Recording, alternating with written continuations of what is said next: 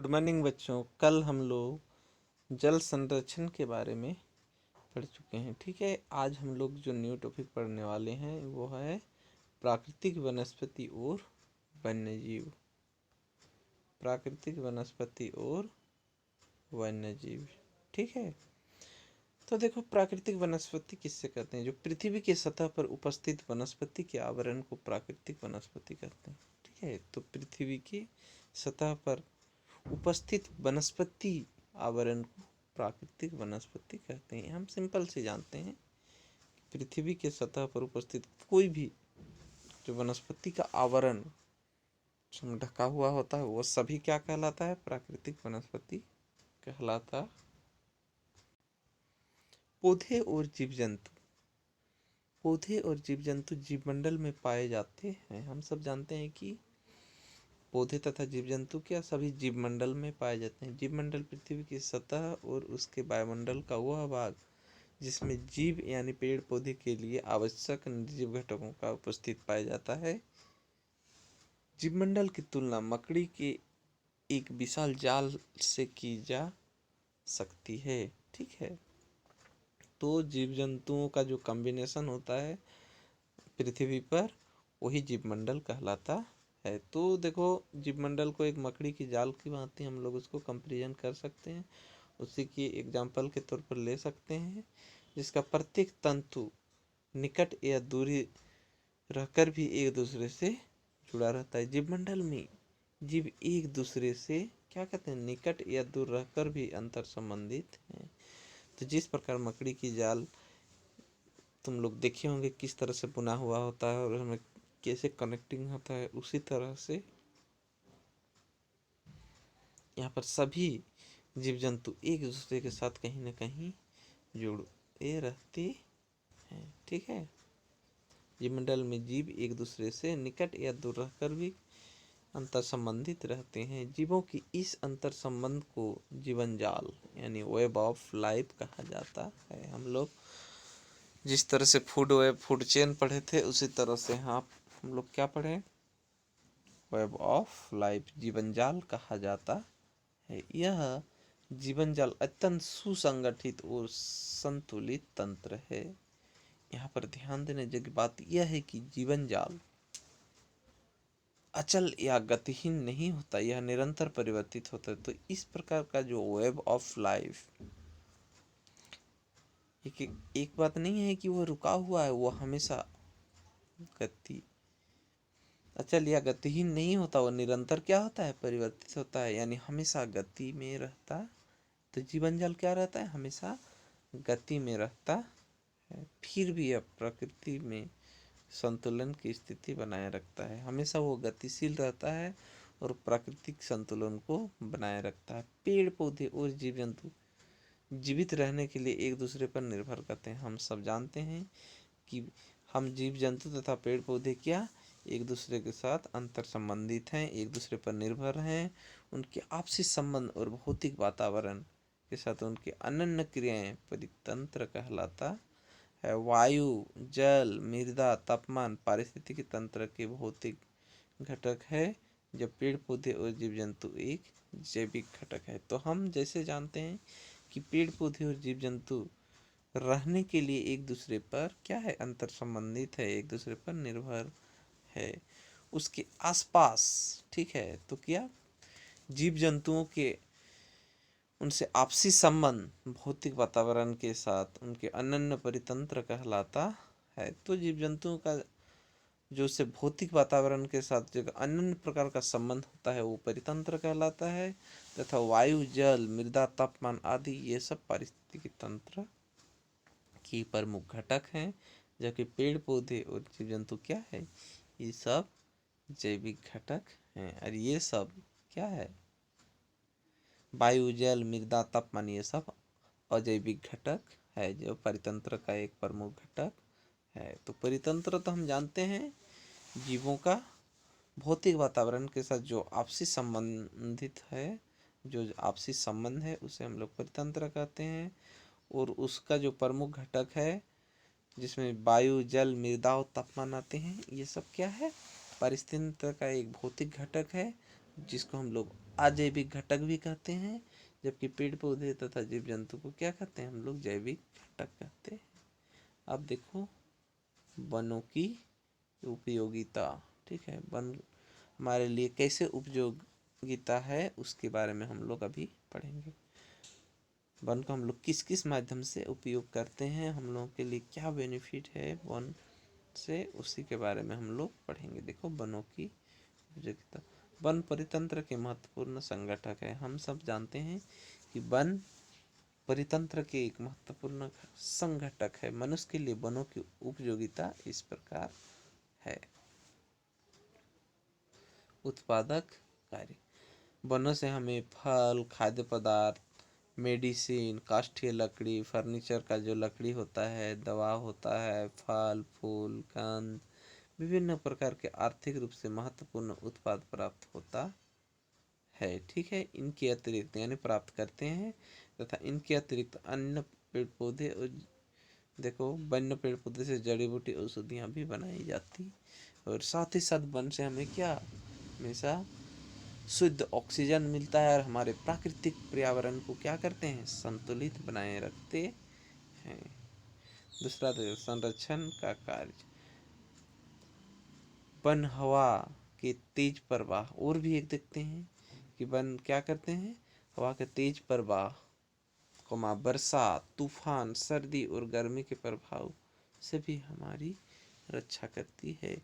मृदा अपरदन, बाढ़ को रोकने और मृदा संरक्षण में भी वन हमारे लिए सहायक हैं। तो देखो एक ही प्रकार से वन हमारे लिए सहायक नहीं है, विभिन्न माध्यम से देखने जाएं तो वन से हमें बहुत प्रकार की लाभ होती है, विभिन्न प्रकार की सहायता भी हमारे लिए करते हैं। उसमें से देखो हवा के जो तेज बहाव होता है उसको रखते हैं, प्रवाह होता है उसको रोकता है, वर्षा वन के कारण वर्षा होती है, आंधी तूफान रोकते हैं, सर्दी और गर्मी के प्रभाव से भी हमारी रक्षा करते हैं। साथ साथ मृदा अपरदन, बाढ़ को रोकने, मृदा संरक्षण, इतने सारे वन के माध्यम से हमारे बेनिफिट होते हैं, हम लोगों का लाभ होता है। क्यों? क्योंकि हमारा यदि कृषि जगह भूमि आमने सामने होती है और उसका मिट्टी का कटाव हो जाता है तो हम खेती ठीक से कर नहीं पाते हैं। तो कहीं ना कहीं हम ये जो सुरक्षा हमें प्राप्त होती है ये सब पेड़ पौधे से ही यानी जंगल से ही प्राप्त होती है। ये सब से हमें प्रोटेक्ट करती है। किससे? तेज प्रवाह, वर्षा, आंधी तूफान, सर्दी गर्मी, सभी से। और हमारे लिए ये सबसे महत्वपूर्ण चीज़ है कि मृदा अपरदन को भी रोकते हैं, बाढ़ को भी रोकते हैं, और मृदा के संरक्षण में हमारे सहायक होते हैं। अब देखो पेड़ अमूल्य धरोहर है बोल रहा है। ठीक है, पेड़ क्या है? एक अमूल्य धरोहर है। विभिन्न प्रजातियों के पेड़ वाणिज्यिक मूल्य एवं उनके द्वारा अपनी संपूर्ण अवधि के दौरान उत्पादित लकड़ी की किस्म, जीव मात्रा, जीवन भर और फलों पर निर्भर करता। ये सभी घटक वास्तविक मूल्य का मात्र 0.3% ही है। माध्यम के आकार पर पेड़ से होने वाले अन्य लाभ निम्नलिखित है। तो किस पेड़ से किस तरह का किस किस माध्यम से हमें लाभ प्राप्त होती है, किस किस माध्यम से हमें अपना बेनिफिट प्राप्त होता है। जैसे हम लोग तो जितना सारा वन की उपयोगिता के बारे में पढ़ चुके, परंतु हम लोग ये नहीं बता पाएंगे कि वन हमारे लिए किसमें कितना मात्रा भागीदारी निभाती है, यानी किस किस क्षेत्र में कितना भागीदारी निभाती है हमारे लाभ के लिए। उस चीज़ को हम यहाँ पर एक डेटा के माध्यम से समझेंगे। ठीक है, तो देखो यहाँ पर लाभ। ऑक्सीजन का उत्पादन 8.6 लाख वाणिज्यिक मूल्य में। ठीक है, फिर देखो वायु परिशोधन यानी वायु को शुद्ध 10.5 लाख। मृदा अपरदन और मृदा की उर्वरता को नियंत्रण 8.4 लाख। आर्द्रता नियंत्रण और पुनर्चक्रण 3.0 लाख। ठीक है, पक्षियों स्तनपायी और अन्य जीवों को आश्रय प्रदान करता है वन 5.3 लाख। फिर पेड़ से उत्पन्न फल फूल औषधि मसाले यह है 40.1 लाख। ठीक है, ये देखो 40.1 लाख। तो पेड़ों को नष्ट होने से बचाना और उन्हें संरक्षण प्रदान करना हमारे लिए बहुत ही आवश्यक है। पेड़ हमारे क्या है? हमारी जीवन रेखा है। तो पेड़ हमारी जीवन रेखा है। जिस प्रकार जल ही जीवन है हम लोग बोलते हैं, उसी तरह से पेड़ भी हमारे लिए, जीव जंतुओं के लिए क्या है, एक जीवन रेखा है। अब आगे देखो, विनियामक कार्य या पारिस्थितिक महत्व। वन वायुमंडल में गैसों के प्रतिशत को संतुलित रखते हैं। हम जैसे जानते हैं कि वायुमंडल में जो गैसों का मिश्रण पाया जाता है, विभिन्न गैसों का, उसमें क्या करते हैं, जो गैस जितना मात्रा में जो गैस होनी चाहिए उसको हमेशा संतुलित बनाए रखते हैं। पृथ्वी के तापमान तथा जल चक्र को नियंत्रित करते हैं, तथा पृथ्वी के जो तापमान घटता बढ़ता है उसको नियंत्रित करते हैं, तथा जल चक्र जो वाटर साइकिल होता है उसको भी कंट्रोल करते हैं। इसके अतिरिक्त वन वर्षा सहायक होते हैं और भूमिगत जल के संग्रह में सहायता करते हैं, जिससे जल अभाव, अकाल की स्थिति को रोका जा सके। वृक्षों से गिरी हुई पत्तियां पोषक तत्वों को पुनर्चक्रण द्वारा मृदा की उपजाऊ बनाती है। तो हम क्या जानते हैं, भूमिगत जल के संग्रह की सहायता करते हैं, जिसमें जलाभाव, अकाल की स्थिति को रोका जा सके। वृक्षों से गिरी हुई पत्तियां पोषक तत्व को पुनर्चक्र द्वारा मृदा के उपजाऊ को बनाए रखती है। ठीक है। अब देखो हम लोग पढ़ने वाले हैं न्यू टॉपिक, वन्य जीव। वन्य जीव अपने प्राकृतिक परिवेश में रह रहे सभी पशु, पक्षी, कीट, पतंगी, जलीय जीव वन्य जीव कहलाते हैं। तो क्या है, अपनी प्राकृतिक परिवेश में रह रहे सभी पशु, पक्षी, कीट एवं जलीय वन्य जीव या जलीय जीव वन्य जीव कहलाते हैं।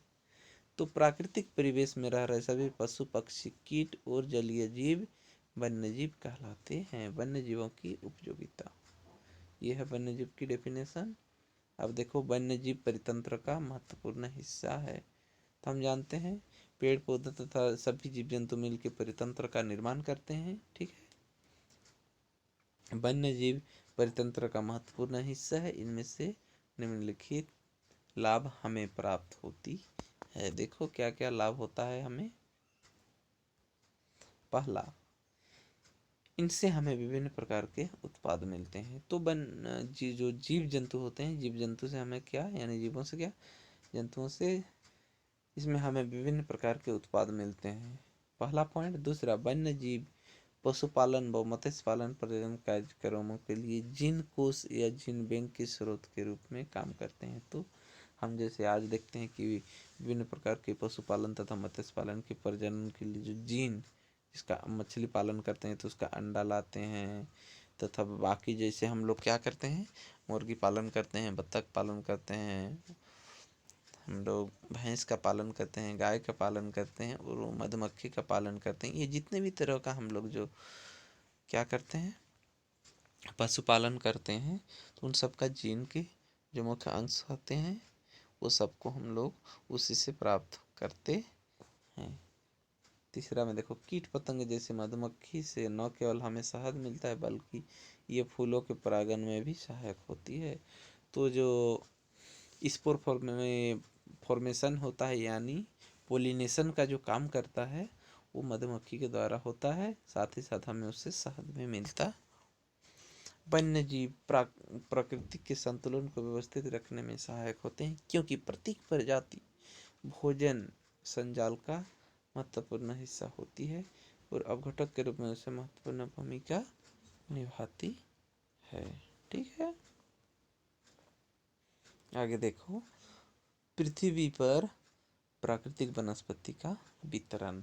हमारे पृथ्वी पर किस प्रकार प्राकृतिक वनस्पति का वितरण है, उसको हम लोग सबसे पहले देखते हैं। ठीक है। पृथ्वी पर विभिन्न प्रकार की वनस्पतियां पाई जाती हैं। हम सब जानते हैं कि पृथ्वी के प्रत्येक भागों में जो वनस्पति का वितरण है वो असमान है, लेकिन कुछ न कुछ अलग अलग टाइप का वनस्पतियां पाई जाती है।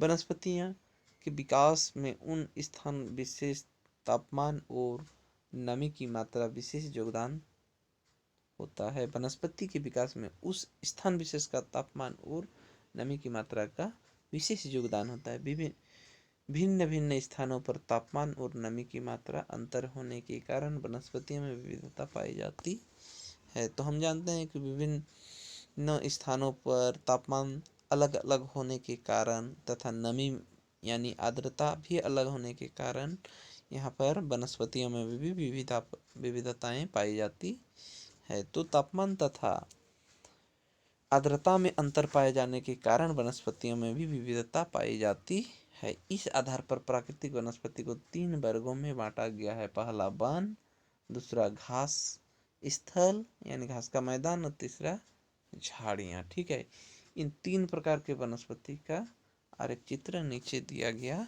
है। देखो किस तरह से प्राकृतिक वनस्पति, यहाँ पर देखो प्राकृतिक वनस्पति, सबसे पहला प्राकृतिक वनस्पति में वन या घास के मैदान और तीसरा झाड़ियाँ। प्राकृतिक वनस्पति को सबसे पहले हम लोग मुख्य रूप से 3 भागों में बांटे, वन, घास के मैदान और झाड़ियाँ। फिर देखो वन को भी 2 प्रकार के वनों में बांटे, एक है शंकुधारी वन, दूसरा है चौड़ी पत्ती वाले वन। फिर इधर देखो झाड़ियाँ को भी इस तरह से हम लोग मरुस्थलीय वनस्पति और टुंड्रा वनस्पति, झाड़ी को भी 2 भागों में बांटे, वो है मरुस्थलीय वनस्पति और टुंड्रा वनस्पति में। उसके बाद हम लोग चौड़ी पत्तियों वाले वन को 4 भागों में बांटे। देखो क्या है, सदाबहार वन, पर्णपाती वन, कंटीले वन और मैंग्रोव वन। तो ये हमारे हैं प्राकृतिक वनस्पति। ये संपूर्ण जो हम लोग पेड़ पौधे तथा अलग अलग टाइप का जो वनस्पति देखे, ये सभी वनस्पति मिला के क्या होता है, हमारे प्राकृतिक वनस्पति। तो प्राकृतिक वनस्पति जो मुख्य रूप से 3 भागों में बांटा गया है, वन, घास के मैदान और झाड़ियाँ। उसके बाद वन को भी 2 प्रकार के मतलब 2 भागों में विभाजित किए, शंकुधारी वन और चौड़ी पत्ती वाली वन। फिर इधर झाड़ियाँ को भी मरुस्थलीय वनस्पति, टुंड्रा वनस्पति। उसके बाद चौड़ी पत्ती वाले वन को मुख्य रूप से 4 भागों में बांटा गया है, सदाबहार वन, पर्णपाती वन, कंटीले वन और मैंग्रोव वन। ये सभी के बारे में तुम लोग हो सके हो नीचे क्लास में किसी के बारे में थोड़ा बहुत पढ़ चुके हो, ठीक है, लेकिन यहाँ पर सभी के बारे में हम लोग विस्तार से आगे पढ़ते हैं। ठीक है, देखते हो सबसे पहले हम लोग पढ़ते हैं वन। ठीक है, वन किसी विशिष्ट प्रकार के वन की पहचान उस क्षेत्र की भौगोलिक स्थिति, मृदा की विशेषताएं, जलवायु दशाओं के आधार पर की जा सकती है। भारत के वनों में व्यापक किस्म की पादप प्रजातियां पाई जाती है। तो हम देखते हैं वन किसी विशिष्ट प्रकार के वनों की पहचान उस क्षेत्र की भौगोलिक स्थिति, मृदा की विशेषता, जलवायु आर्द्रता पर की जा सकती है। भारत में जो विभिन्न प्रकार की पेड़ पौधे की पादप की प्रजातियां हैं, उसमें से पहला देखो शंकुधारी वन। इस प्रकार के वन निम्न तापमान वाले क्षेत्र में पाए जाते हैं। शंकुधारी वन क्या कहाँ पाए जाते हैं, निम्न तापमान वाले क्षेत्र में पाए जाते हैं। इन क्षेत्रों पर उगने वाले पेड़ ऊंचे तथा शंक्वाकार होते हैं। इसका नाम से ही पता चलता है कि शंकुधारी वन। इस प्रकार के वन कहाँ पर, जहाँ पर तापमान कम पाया जाता है उस जगह पे पाए जाते हैं तथा यहाँ पर उगने वाले पेड़ प्राय शंकु के आकार के होते हैं। इनकी पत्तियां नोकदार तथा शाखाएं नीचे की ओर झुकी होती है ताकि हिमपात के समय बर्फ नीचे से फिसल जाए। तो जहाँ पर तापमान कम होता है यानी जहाँ पर हिमानी पाई जाती, यानी जहाँ पर बर्फ पाए जाते हैं वैसे क्षेत्र में शंकुधारी वन पाए जाते हैं। यानी हम लोग का भारत के उत्तरी भारत में हम लोग हिमालयी क्षेत्र में प्राय शंकुधारी वन पाया जाता है भारत में। और बाकी विदेश में तो जहाँ पर ऐसे क्षेत्र जहाँ पर बर्फीले या तो जहाँ पर तापमान कम होता है वहाँ पर शंकुधारी वन पाया जाता है और पहाड़ी इलाका होता है। ठीक है, दूसरा देखो चौड़ी पत्तियों वाले वन। इन वनों को पुनः निम्नलिखित भागों में वर्गीकृत किया गया है। पहला क्या है, सदाबहार वन। उन क्षेत्र में पाए जाते हैं जहाँ मानसून लंबे समय तक रहता हो। सदाबहार वन उस जगह वैसे क्षेत्र में पाए जाते हैं जहाँ मानसून लंबी अवधि तक रहता है। ये वन काफ़ी सघन होते हैं तथा यह वर्ष भर हरे भरे होते हैं। तो सदाबहार वन का मुख्य खासियत यही होता है कि सालों भर हरा भरा पाया जाता है और इसमें मानसून बहुत लंबे अवधि तक उस क्षेत्र में रहते हैं, जिसे बारिश हमेशा होती रहती है। और इसका पत्ता पतझड़ में भी कभी झड़ते नहीं हैं एक साथ, ठीक है। ये हमेशा साल भर हरे भरे ही दिखते हैं, एक एक दो दो करके ये पत्ते झड़ते हैं इसका। जैसे हम लोग देखते हैं पतझड़ के मौसम में बाकी वनों के में आप देखते हैं कि पेड़ पौधे का क्या सभी पत्ताएं झड़ जाता है, उसके बाद फिर न्यू पत्ता निकलता है। लेकिन सदाबहार वन में ऐसा नहीं होता है, यहाँ पर एक साथ कभी सभी पत्ते नहीं झड़ते हैं, ठीक है। अब देखो पर्णपाती वन। पर्णपाती वन उन क्षेत्र में पाए जाते हैं जहाँ सामान्य वर्षा होती है। तो जहाँ पर भारी वर्षा होती है, जहाँ मानसून लंबी अवधि रहती है और जिसका पत्ता हरे भरे सालों भर रहते हैं, वो होता है हम लोगों का पर्णपाती वन। लेकिन यहाँ पर उससे हम लोग क्या सदाबहार वन कहते थे, लेकिन यहाँ पर हम लोग पढ़ने वाले हैं पर्णपाती वन। तो पर्णपाती वन उन क्षेत्र में पाए जाते हैं जहाँ सामान्य वर्षा होती है। सदाबहार वन में भारी वर्षा होती थी, ठीक है। इन वनों का सागवान और अन्य पेड़ों के साथ झाड़ीदार पौधे और बिसर्पी लताएं बहुलताएं मतलब बहुयातायात से उगती है। तो ये वन सदाबहार वनों की अपेक्षा कम घने होते हैं और ये वर्ष में एक बार अपना पत्तियां गिरा देते हैं। तो सदाबहार वन और पर्णपाती वनों में यही बेसिक अंतर है कि सदाबहार वनों में मानसून लंबे अवधि तक रहती है और पर्णपाती वन में मानसून कम अवधि तक रहती है। उसमें भारी वर्षा होती है, किसमें सदाबहार वन में, इसमें सामान्य वर्षा होती है, ठीक है। सदाबहार वन सालों भर हरा भरा रहते हैं, जबकि पर्णपाती वन साल में एक बार अपना पत्तियां गिरा देते हैं। अब देखो कंटीले वन। इस प्रकार के वन अर्धशुष्क क्षेत्र में पाए जाते हैं, जहाँ जल की कमी रहती है और पेड़ काफ़ी दूर दूर उगे होते हैं, कंटीले होते हैं। पेड़ की पत्तियां बहुत छोटी तथा मोमी आवरण से युक्त मोटी होती है, जिसमें बाष्पोत्सर्जन कम होता है। अधिकांश पौधे में कांटे होते हैं, जिससे जल की क्षतिपूर्ति न्यूनतम हो और शाकाहारी जंतुओं में सुरक्षित रहे, ठीक है। यह है कटिले वन, ठीक है, अर्धशुष्क क्षेत्र में पाए जाते हैं। तो ये सब वन हम लोग कंटीले वन भी पढ़ लिए। ये होता है कंटीले वन का अपना खासियत, ठीक है, अपना गुण। अब देखो चौथा में मैंग्रोव वन। मैंग्रोव वन इसको भी देख लेते हैं। इस प्रकार के वन समुद्री तटों तथा नदियों के डेल्टा प्रदेशों में पाए जाते हैं। तो मैंग्रोव वन कहाँ पाए जाते हैं, समुद्र, इस प्रकार के वन कहाँ समुद्री तट तथा नदी के डेल्टाई क्षेत्र में पाए जाते हैं। कौन सा one, mangrove one. Mangrove one समुद्री तटों तथा नदी के डेल्टाई प्रदेशों में पाए जाते हैं। इन वनों में लवण युक्त खारे जल, तो इन वन में क्या होता है, लवण युक्त खारे जल और अलवण जल दोनों में उगने वाले वृक्ष पाए जाते हैं। वृक्ष में कीचड़ भरी जगह में उगते हैं। इन वृक्षों से वायव यानी ब्रीथिंग रूट निकलते हैं, जो श्वसन में सहायक होते हैं। और ये वृक्ष तटवर्ती क्षेत्रों में समुद्र की लहरों से रक्षा करते हैं, ठीक है। इस प्रकार से हम लोग चारों वन पढ़ लिए। अब देखो घास का मैदान, दूसरा जो हम लोग प्राकृतिक वनस्पति का दूसरा टाइप्स घास के मैदान के बारे में पढ़ेंगे। घास के मैदान विशाल भू क्षेत्रों में फैले होते हैं, जिसमें घास और एक वर्षीय पौधे होते हैं। घास का मैदान उससे कहते हैं जिसमें प्राय घास फैला होता है, और उसमें जो एक वर्षीय पौधे होते हैं उसको भी हम लोग घास के अंतर्गत रखते हैं। घास के मैदान प्राय उन क्षेत्र में पाए जाते हैं जहाँ औसत से कम वर्षा होती है और मृदा निम्न गुणवत्ता वाली है और कम गहराई तक होती है। ऐसी भूमि में बड़े पेड़ और झाड़ीदार पौधे नहीं उग सकते, वैसे क्षेत्र में घास का मैदान होते हैं। घास के मैदान में दो सुस्पष्ट परिवर्तन देखे जा सकते हैं, एक मानसून के दौरान पूर्ण हरियाली और ग्रीष्म काल में घास पूरी तरह सूख जाना। यही होता है घास के मैदान की पूर्ण विशेषता। क्या है, मानसून के दौरान हरियाली और ग्रीष्म काल में क्या होता है, यानी गर्मी के दिनों में वो सूख जाती है। अब देखो तीसरी झाड़ियाँ। झाड़ियाँ अत्यधिक ठंडे अथवा अत्यधिक गर्म क्षेत्रों में पाई जाती है। झाड़ियाँ या तो बहुत ठंडे या तो बहुत गर्म क्षेत्र में पाई जाती है, जहाँ वर्षा कम होती है। मरुस्थलों और टुंड्रा प्रदेशों में झाड़ियाँ पाई जाती है, जो क्रमशः बहुत गर्म एवं ठंडे क्षेत्र हैं। अब देखो मरुस्थलीय वनस्पति।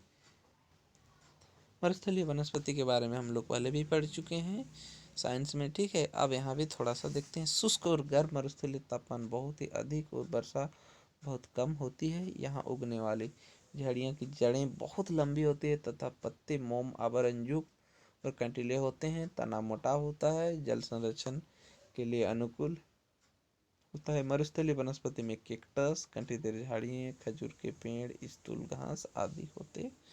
अब देखो टुंड्रा वनस्पति मुख्यतः उत्तरी ध्रुव क्षेत्र में पाई जाती है। तो टुंड्रा वनस्पति कहाँ पाए जाते हैं? ये है हमारे पृथ्वी के उत्तरी ध्रुवीय क्षेत्र में पाई जाती है, जहाँ तापमान बहुत कम होता है।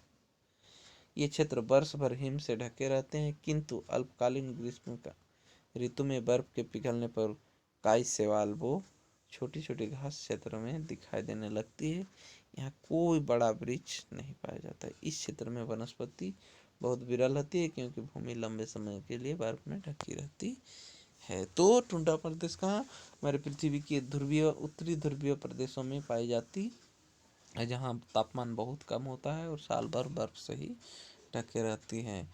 लेकिन ग्रीष्मकालीन ऋतु में यानी गर्मी की ऋतु में बर्फ के पिघलने से ये शैवाल वो छोटी छोटी घासों के क्षेत्र में दिखाई देती है और यहाँ बड़ा वृक्ष नहीं हो पाता है। इस क्षेत्र में वनस्पति बहुत ही विरल होते हैं, ठीक है, यानी बहुत ही हल्का मात्रा में होते हैं, क्योंकि भूमि लंबे समय से बर्फ से ढकी रहने के कारण इसमें वनस्पति का विकास बहुत अच्छे ढंग से नहीं हो पाती है। तो इस प्रकार से हम लोग जो विभिन्न प्रकार के वनस्पति थे सभी के बारे में पढ़ चुके, वनस्पति के प्रकार पढ़े, ठीक। कल हम लोग पढ़ेंगे वन और वन्यजीवों का संरक्षण, ठीक है।